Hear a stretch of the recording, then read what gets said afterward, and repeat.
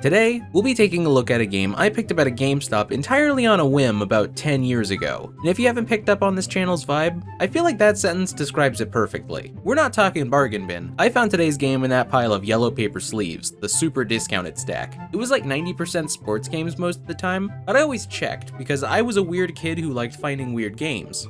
Something I've clearly grown out of. Stretch Panic, released elsewhere as Hippa Linda or Freakout, comes to us courtesy of Treasure, the developer behind some genuinely beloved titles like Sin and Punishment, Mischief Makers, Gunstar Heroes, and McDonald's Treasureland Adventure. Wait, what? The North American release was handled by Conspiracy Entertainment, a California-based publisher responsible for such titles as Oh Sweet Christ. Stretch Panic tells the story of Linda, this Code Lyoko reject who lives with her 12 sisters who are all incredibly vain and force Linda to be their errand girl. One day, a mysterious package is dropped off at their home, and when the sisters open it, 13 vanity demons emerge, absorbing their souls, possessing their bodies, and warping their home into a bizarre extraplanar hellscape. Amazon, am I right? The 13th spirit inhabits Linda's scarf, and much to her surprise, the garment comes to life. And, that's it. That's all we're given.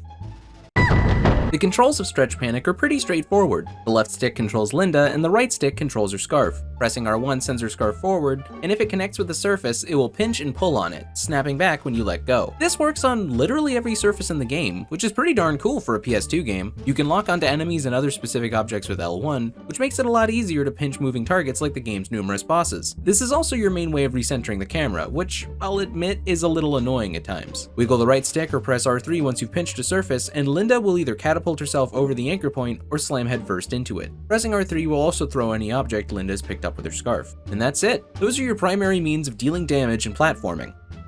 Mostly. Before we get to that, let's talk about what kind of game Stretch Panic is. You know that part of a game where you need to fight all the bosses again before you face the final boss? Stretch Panic is that one concept turned into an entire video game. This main room, which looks like if Take On Me took place in Silent Hill, serves as our central hub, and the doors lining the walls each lead to a boss fight with one of Linda's 12 sisters, who can be seen on the portrait hanging above the door. Since Stretch Panic is pouring everything into the boss fights, it's important that each one stand out, and I can confidently say that only, one of the bosses actually kinda sucks, and that's because it's the one boss that most feels like I'm just smacking it until it dies. Each boss in Stretch Panic is meant to serve as a dark reflection of your sisters' personalities.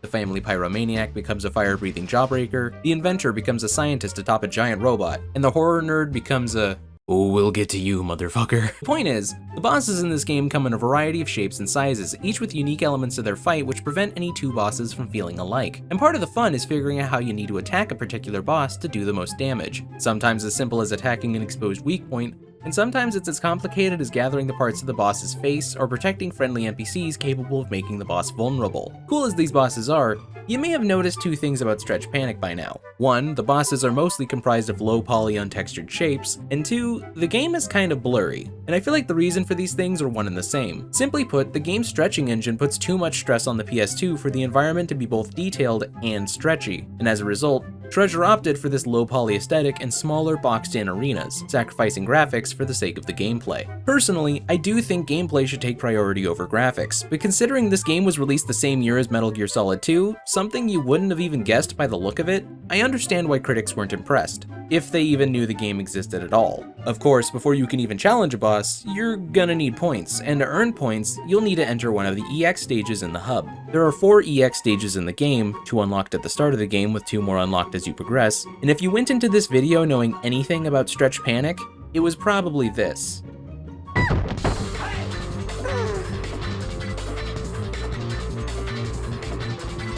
This game gave someone a fetish. Not me. God no, but someone. You know who you are. These are the Bonita Zako, women who ask the vanity demons for breast implants, and, yeah, they got their wish all right.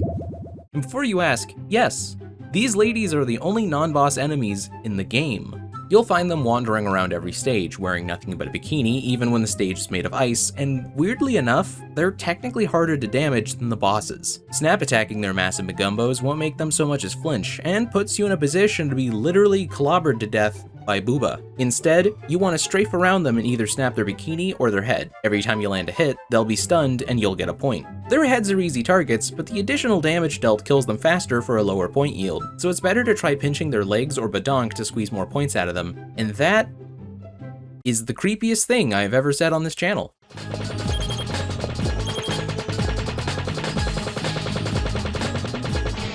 Just a normal PS2 game, folks. Once you've defeated a boss for the first time, you can fight them again whenever you like free of charge. But understand right now that defeating a boss is not the same as killing it. See, in Stretch Panic, when you defeat a boss in the traditional sense, Linda might strike a sassy pose like she's accomplishing something, but if beating children was how you got rid of demons, well, I probably would have still enjoyed The Exorcist. Just for different reasons. No, to really kill a boss, you need to exorcise the vanity demon that transformed them in the first place. The game never explains this, and when you're a dumb teenager who bought a PS2 game that didn't even come with a manual, you'd never know that you had a secret third attack this whole time. So this is the Scarf Bomb.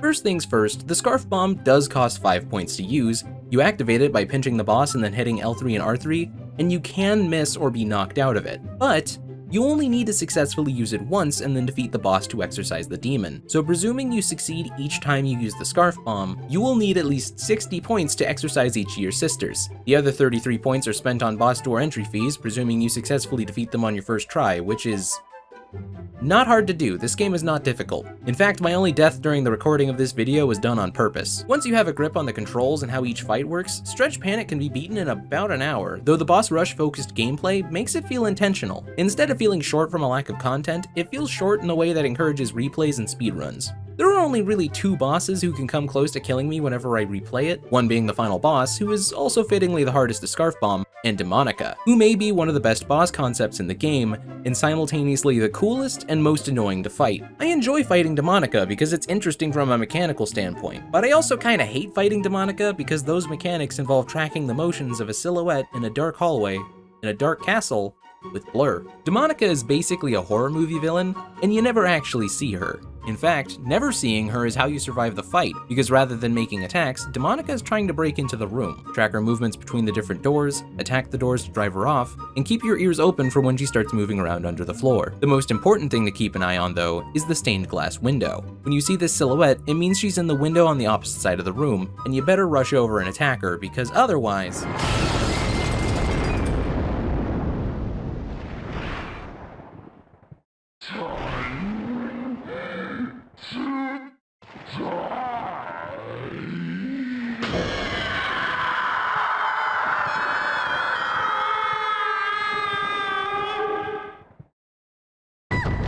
Demonica is easily the most memorable boss in Stretch Panic, and also the only boss I could argue to be harder when you're trying to exorcise, because the little devil that shows the Scarf Bomb worked makes it harder to keep track of her shadow. I usually save Demonica for last, mostly because she's one of the only bosses that gives me trouble, and also because it helps Stretch Panic go out on a high note. The final boss herself is kind of a letdown in comparison, a ghost lady with 2 arms that work like your scarf who occasionally pull up totems to attack you with lasers and missiles. Fighting a boss who sort of has the same gimmick as you is definitely cool, but I would have liked it if she could actually stretch things in the environment instead of feeling like I'm in a fight with a marionette. The fact that her only vulnerable point is her hands makes her a bitch to Scarf Bomb too. Once you've exorcised all 12 demons, all the boss doors vanish and an exit door appears. Sadly, there's not actually an ending cutscene. Once you open the door, the credits roll and you get booted back to the main menu. Stretch Panic is a weird little game. Certainly not perfect, the camera is wonky and the scarf sometimes doesn't follow your direction as much as you would like it to, but it's so fascinating with its weird visual style and gameplay, and in a weird way, the short playtime helps the gimmick not overstay its welcome. If you've ever wondered just how odd the PS2's library can get, or just want something with bizarre visuals to flashbang a friend with, look no further than Stretch Panic. This game is weird as hell, but it fucks. However, let's hope I never review a game this horny ever again. No!